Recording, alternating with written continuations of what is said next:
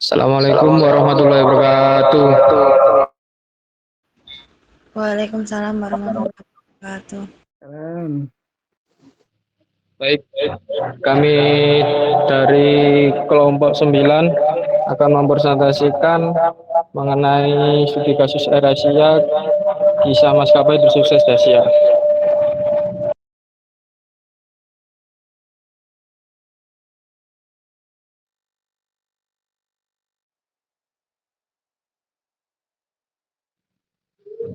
Untuk pembahasan pertama mengenai sekilas tentang AirAsia.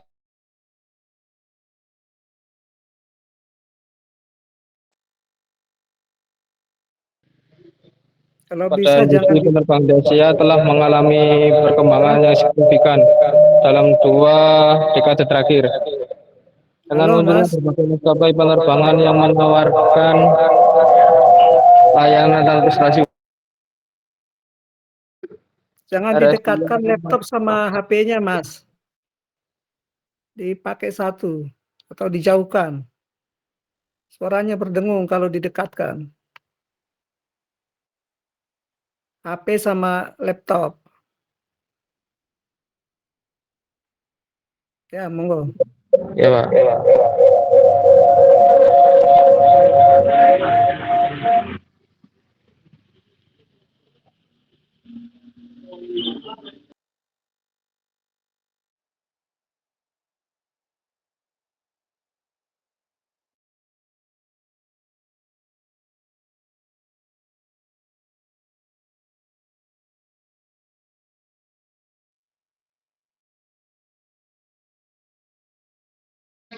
Sebentar Pak, mohon maaf sinyalnya nge-lag Pak, habis keluar ini.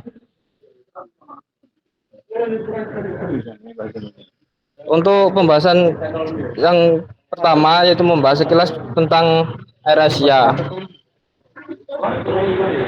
Industri penerbangan di Asia telah mengalami perkembangan yang signifikan dalam 2 dekade terakhir dengan munculnya berbagai maskapai penerbangan yang menawarkan layanan transportasi udara.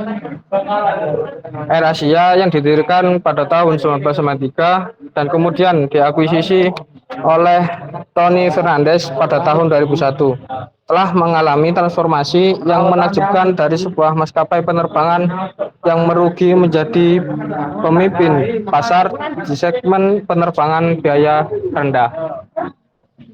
Strategi No Everyone Can Fly yang diusung AirAsia telah berhasil merevolusi cara masyarakat Asia memandang transportasi udara yang sebelum dianggap sebagai mode transportasi eksklusif menjadi lebih terjangkau bagi berbagai lapisan masyarakat. Selain itu, maskapai ini menjadi pelopor dalam inovasi teknologi dan pemasaran digital di Asia, memudahkan pelanggan dengan sistem pemesan tiket daring yang juga menurunkan biaya operasional, serta memperluas jangkauan melalui pemasaran digital. Perusahaan ini dinobatkan sebagai perusahaan maskapai berbiaya rendah terbaik di dunia selama 9 tahun berturut-turut di Skytrax World Airline Award.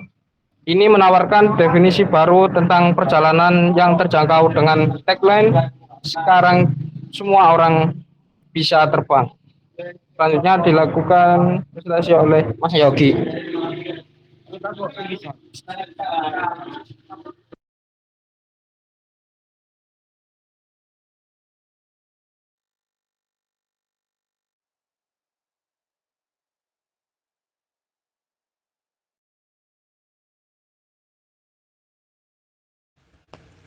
Selanjutnya, bauran pemasaran AirAsia. Bauran pemasaran AirAsia terbagi menjadi 4. Yang pertama, strategi produk AirAsia, strategi tempat AirAsia, strategi harga AirAsia, dan strategi promosi AirAsia. Selanjutnya, strategi pemasaran AirAsia.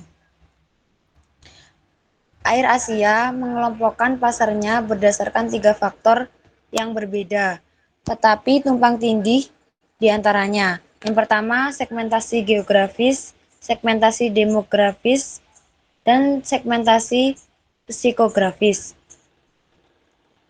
Seluruh branding Air Asia membuat target pasar mereka cukup jelas. Target audiens mereka adalah pelancong yang mencari penerbangan murah. Ini adalah orang-orang mulai tidak mampu terbang sebelumnya, hingga karyawan bisnis perusahaan yang majikannya ingin menerbangkan sambil memangkas biaya.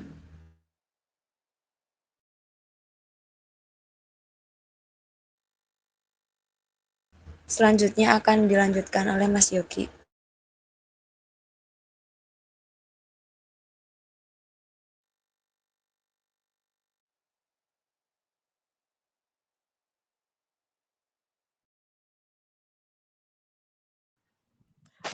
Untuk selanjutnya yaitu ada tahapan dalam analisis SWOT Air Asia. Jadi untuk kekuatannya itu Air Asia adalah pemimpin maskapai penerbangan bertarif rendah di pasar Asia. Yang kedua, perusahaan ini memiliki anak perusahaan di Indonesia, Thailand, Filipina, dan Jepang. Air Asia juga menawarkan armada hampir 300 pesawat. Posisi Air Asia stabil dan konsisten. Sebagai maskapai penerbangan bertarif rendah, ini terus-menerus memenuhi janji keterjangkauan. Kemudian analisis SWOT selanjutnya yaitu kelemahan. Kelemahannya itu sangat sulit untuk menjaga biaya serendah mungkin karena fluktuasi harga bahan bakar dan kenaikan biaya layanan. Yang kedua, Air Asia tidak memiliki fasilitas MRO tersendiri. Yang ketiga, persaingan ketat di sektornya. Dibandingkan dengan pemimpin industri, mereka tidak beroperasi di banyak rute. Kemudian ada dari segi peluang bergabung dengan perusahaan penerbangan bertarif rendah lainnya. Jadi Air Asia ini dapat memperkenalkan lebih banyak penerbangan untuk tujuan populer dan sibuk. Yang ketiga, meningkatnya lalu lintas dari India karena orang India lebih memilih maskapai murah. Dan dengan demikian, orang India memenuhi persyaratan target mereka dengan sempurna. Kemudian dari segi ancaman, Air Asia ini memiliki biaya dan biaya pemerintah yang tidak berada dalam kendali perusahaan Air Asia. Dan pada akhirnya akan menyebabkan kerugian parah di masa depan. Yang kedua, dengan memanajemen yang dinamis dan biaya operasional lainnya, menjadi sulit untuk mengelola penerbangan berbiaya rendah. Yang ancaman selanjutnya yaitu dengan adanya kenaikan harga bahan bakar secara mendadak. Itu adalah salah satu ancaman dari perusahaan Air Asia.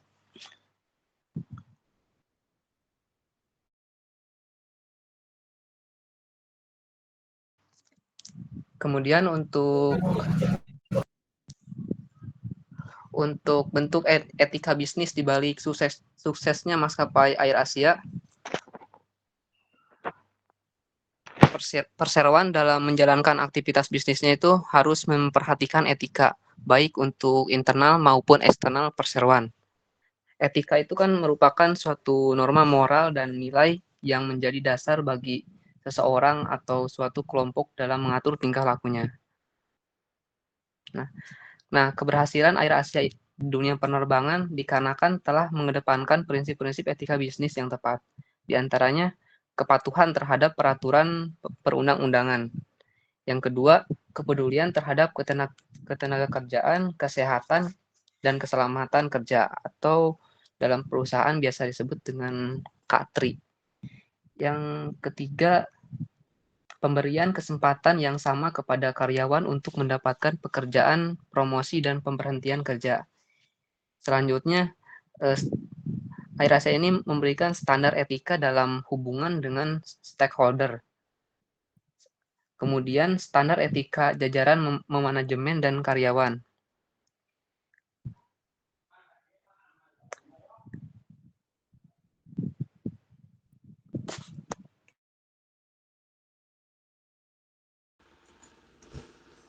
Selanjutnya kesimpulan. Strategi pemasaran Air Asia telah menghasilkan keajaiban bagi perusahaan. dalam mengkomunikasi dengan tepat apa yang mereka inginkan kepada pelanggan. Perusahaan dapat meningkatkan penjualannya di masa pandemi ini juga dengan memanfaatkan penerbangan berbiaya rendah.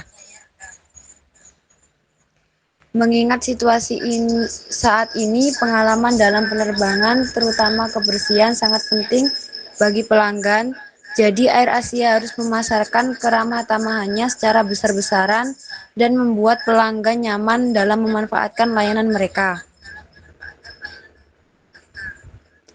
Agar tetap terdepan dalam persaingan, perusahaan perlu terus berinvestasi dalam meningkatkan fasilitas tambahan yang membuat perbedaan bagi pelanggan di zaman sekarang. Seperti makanan sekali pakai dalam penerbangan, wifi gratis, fasilitas hiburan, dan pilihan kursi yang bervariasi.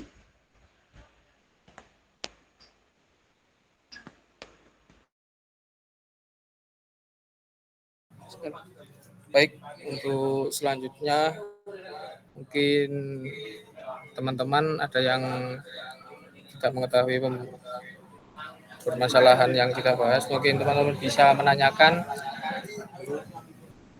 Mohon dipersilakan. Nggak ada videonya, Mas. Video.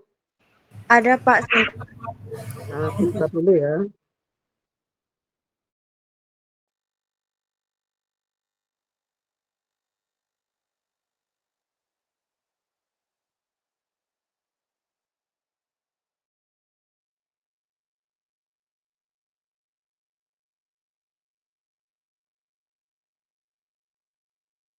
Swasta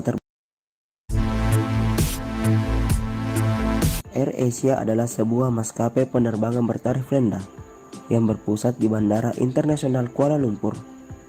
AirAsia sendiri adalah maskapai swasta terbesar di Malaysia dengan jaringan rute di Indonesia, Arab Saudi, Jepang, Malaysia, Thailand, Singapura, dan Vietnam, serta rute charter menuju Cina dan Hong Kong. AirAsia menjadikan dirinya sebagai pemain regional yang akan berkompetisi dengan Lion Air dari Indonesia. Awalnya AirAsia dimiliki oleh DRB Hicom milik pemerintah Malaysia. Namun maskapai ini memiliki beban yang berat dan akhirnya dibeli oleh mantan eksekutif, yaitu Timmy Warner dan Tony Fernandes dengan harga simbolik RM1 Malaysia pada 2 Desember 2001. Tony melakukan turnaround dan AirAsia berhasil membukukan laba pada 2002 dengan berbagai rute baru dan harga promosi serendah mungkin, bersaing dengan Malaysia Airlines. Selain Thai AirAsia di Thailand, di Indonesia juga terdapat perusahaan AirAsia, yaitu Indonesia AirAsia, sebelumnya bernama AW Air, yang terbang dari Jakarta ke Yogyakarta, kemudian dari Denpasar untuk tujuan lokal lainnya, dan dari Surabaya ke Medan untuk tujuan domestik lainnya. Selain itu, penerbangan dilakukan keluar Indonesia melalui kota-kota besar. Pada tahun 2004, AWR diakuisisi oleh perusahaan penerbangan AirAsia.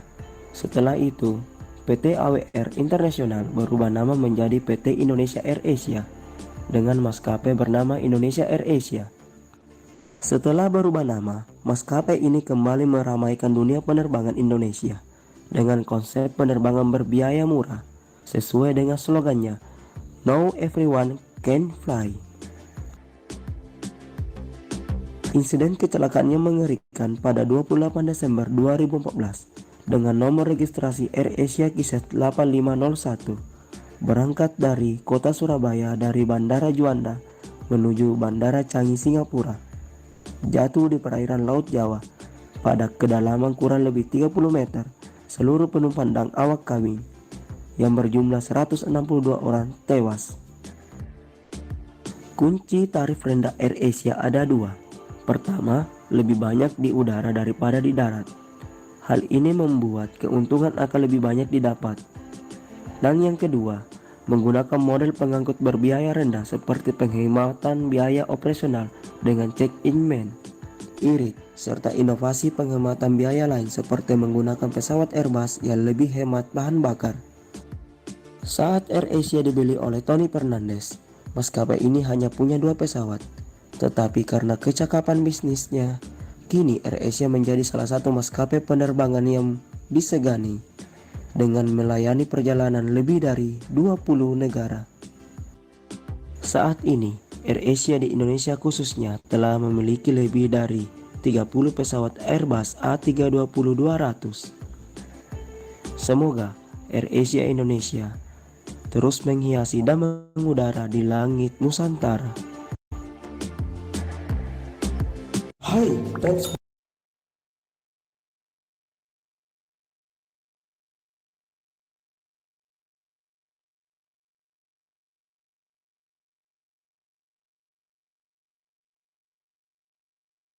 Rendah yang berpusat di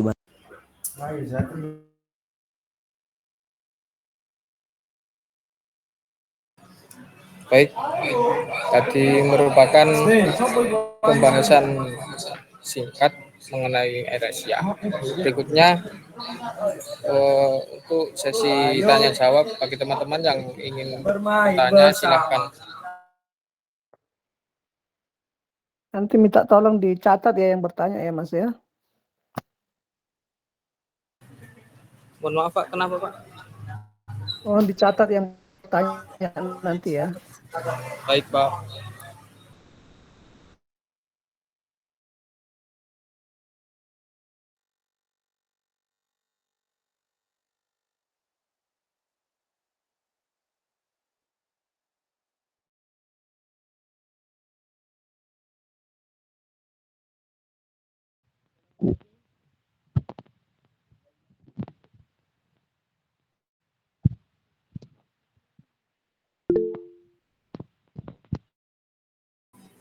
Baik Mas Vero, silahkan.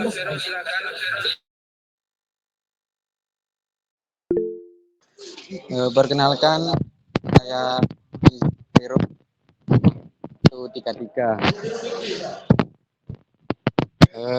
Saya izin bertanya, bagaimana maskapai AirAsia itu mengatasi sebuah permasalahan atau dampak negatif lah.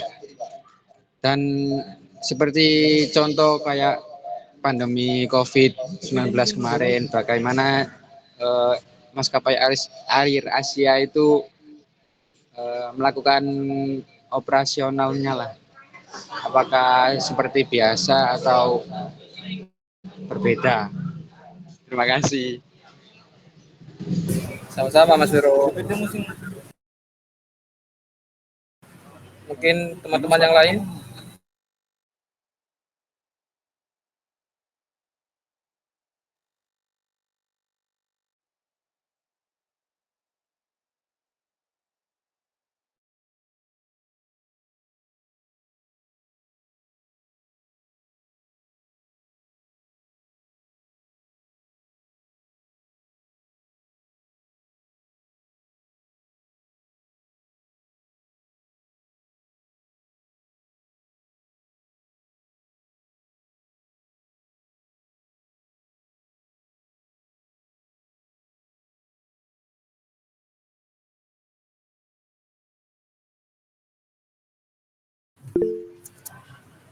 Baik, mungkin yang Putri.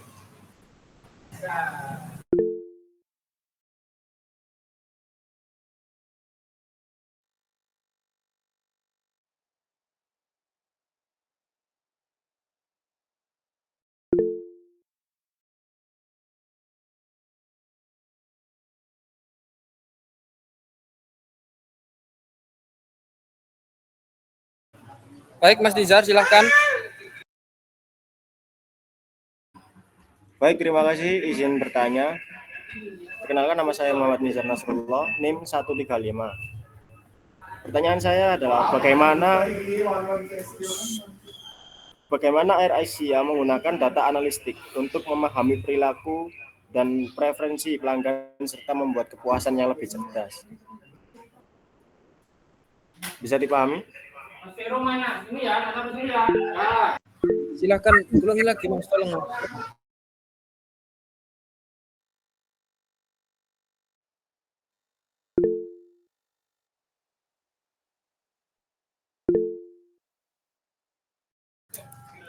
Baik, silakan untuk Mas Afan.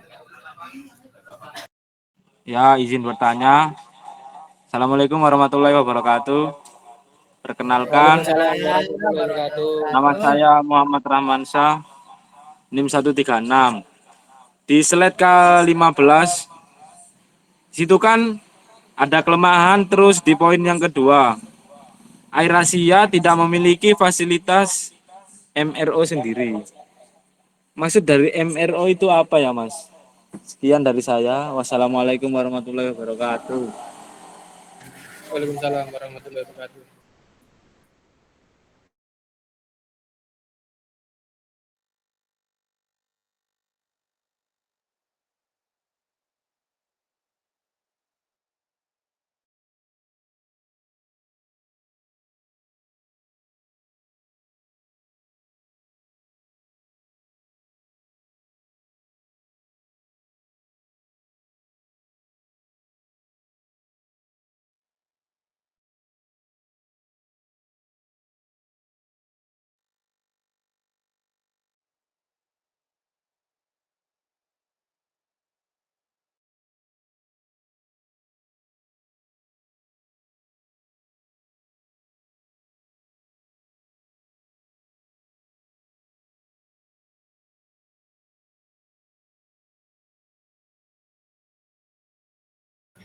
Baik, untuk sekian pertanyaan dari teman-teman, mungkin di sini kelompok kami akan berdiskusi untuk menjawab pertanyaan dari teman-teman sekalian.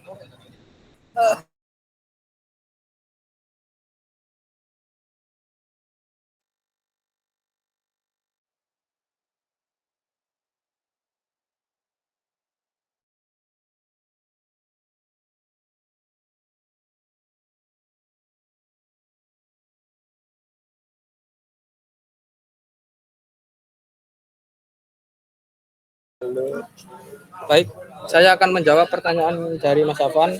Pertanyaannya merupakan Ya, di dalam slide PPT dari kelompok 9 tadi menjelaskan MRO. Terus yang dimaksud dengan MRO merupakan singkatan dari Maintenance, Repair, and Overhaul yang merujuk pada serangkaian layanan pemeliharaan, perbaikan, dan perawatan yang diperlukan untuk menjaga pesawat dan peralatan lainnya dalam kondisi operasional yang baik. MRO mencakup berbagai kegiatan seperti inspeksi rutin, perbaikan komponen, dan overhaul menyeluruh dari pesawat. Mungkin intinya itu seperti kayak itu Pak, itu Mas, kayak apa, perbaikan pesawat lah, merawat pesawat yang sudah lama, gitu intinya. Apa? Apa? iya Mas, makasih. Apakah tidak ada tanggapan untuk jawaban tersebut, Mas Afan?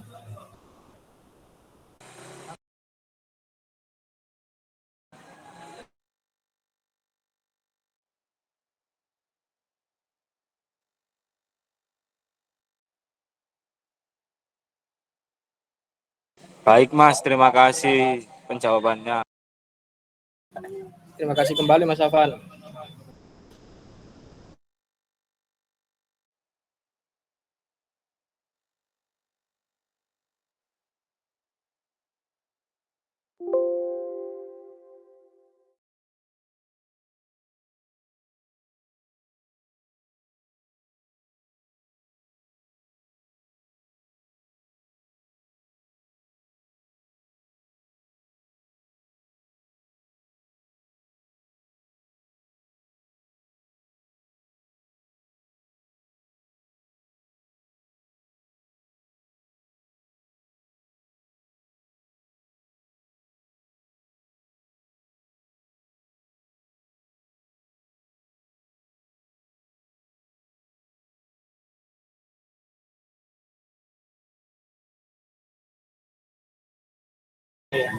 Baik, saya akan menjawab pertanyaannya dari Mas Vero.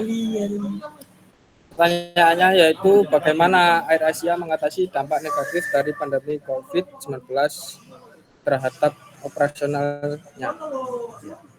Untuk maskapai Air Asia telah mengalami beberapa tantangan baik internal maupun eksternal, dan dalam mengatasi dampak negatif pada masa COVID tersebut, maskapai Air Asia memiliki beberapa strategi yang kuat di beberapa area seperti yang pertama yang jelas yaitu menghadapi krisis keuangan yang dialami pada masa tersebut.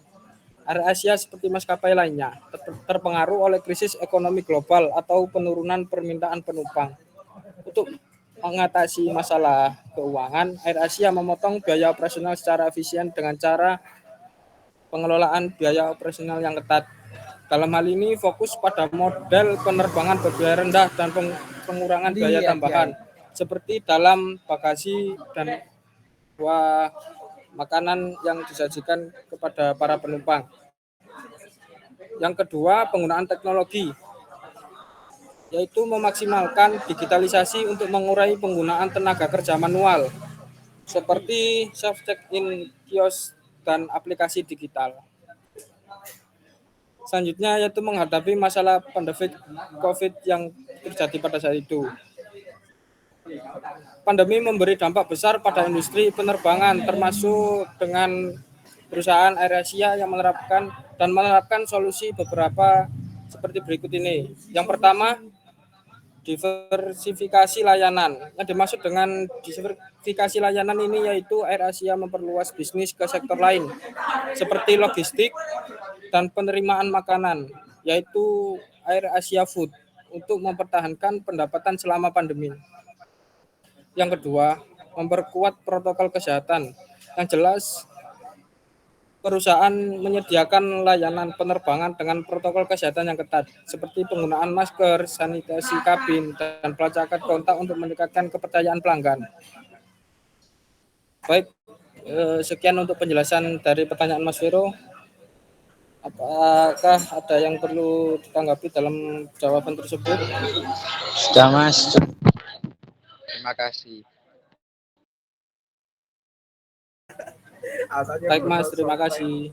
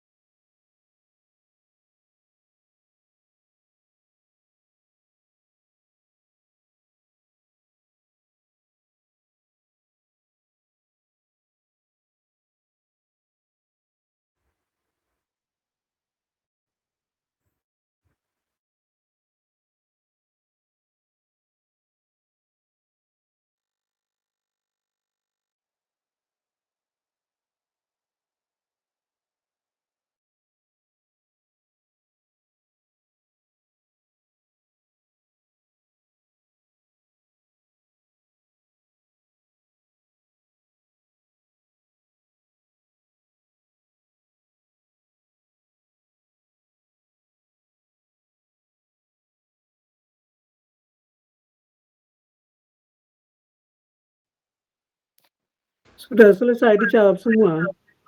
Belum, Pak, masih ada satu. Oh iya, iya dijawab ya. Saya akan menjawab pertanyaan dari Mas Nizar.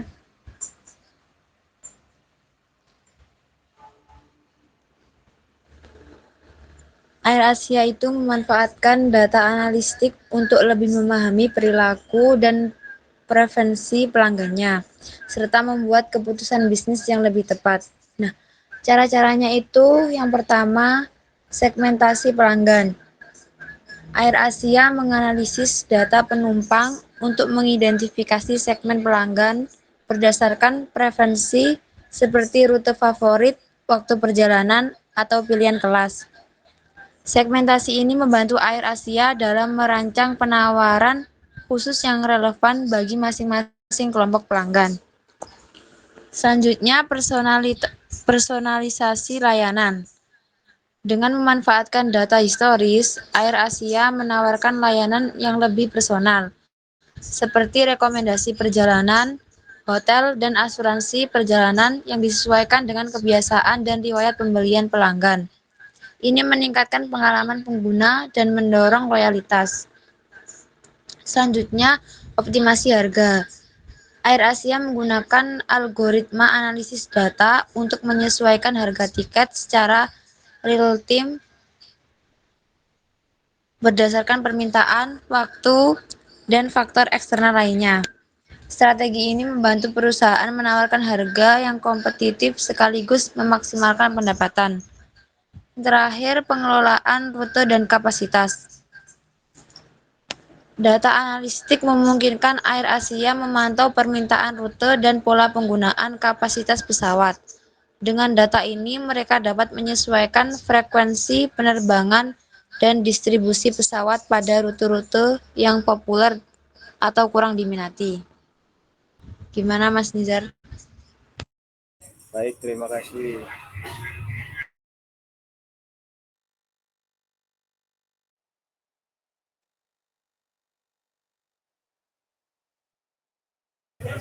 Baik, selanjutnya apakah teman-teman ada yang masih ingin ditanyakan? Izin bertanya, Mas. Apakah diperbolehkan? Oh, untuk Mas Jadid boleh untuk menanyakan. Silahkan untuk pertanyaannya apa, Mas?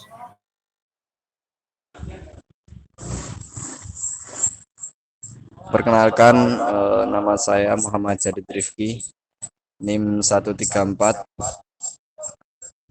Pertanyaannya, apa yang bisa diambil hal positif dari kesuksesan AirAsia agar bisa diterapkan kepada mahasiswa saat ini? Terima kasih. Baik, terima kasih untuk pertanyaannya, Mas Jadid.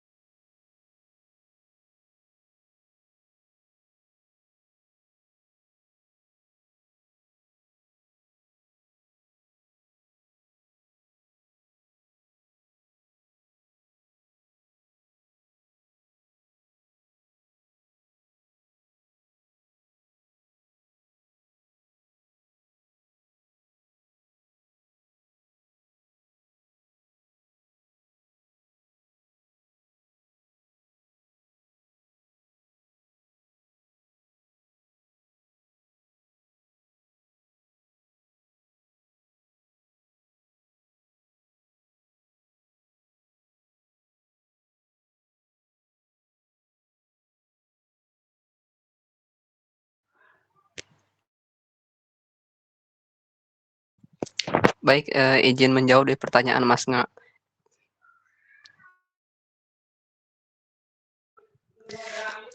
Pertanyaan Mas Jadid. Jadi kan dari kesuksesan Air Asia itu kan banyak hal positif ya yang dapat diambil khususnya untuk mahasiswa gitu untuk mencapai suatu kesuksesan itu. Jadi ada dua yang terpenting itu. Yang pertama itu harus adanya inovasi dan bisa berpikir kreatif. Jadi Air Asia ini sukses karena inovasinya dalam model bisnis penerbangan berbiaya rendah, menjadikannya terjangkau bagi banyak orang. Jadi mahasiswa itu dapat belajar pentingnya berpikir kreatif dan tidak takut mencoba pendekatan baru dalam memecahkan masalah atau meraih tujuan akademik dan pribadi.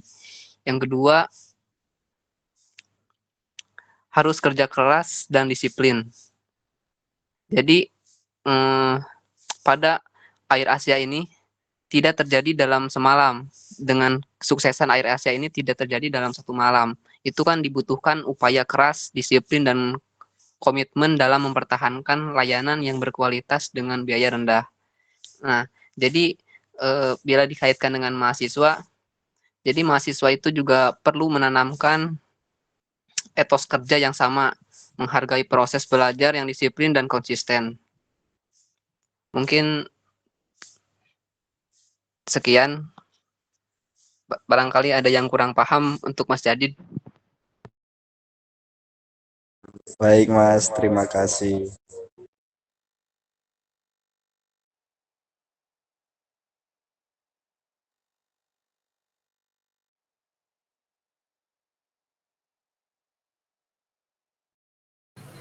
Baik, terima kasih atas diskusi dan partisipasi pada hari ini. Kami dari kelompok 9 mengucapkan terima kasih dan assalamualaikum warahmatullahi wabarakatuh.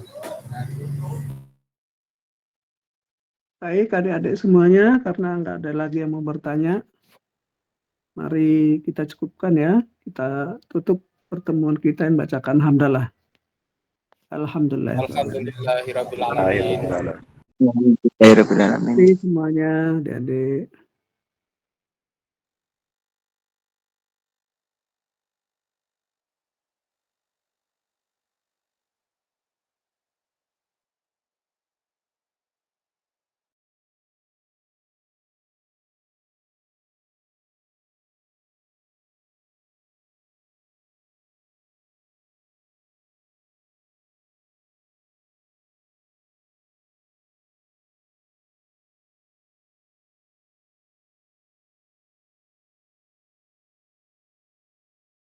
Terima kasih. Anjir, gak di absen. Siapa yang nggak mau? Gak di absen lagi, Rek. Jangan absen. Gak apa-apa wis. Absen. Imad Judin. Info mabar. Hadiro. Akbar gak melbu Akbar. Izam. Imad Judin.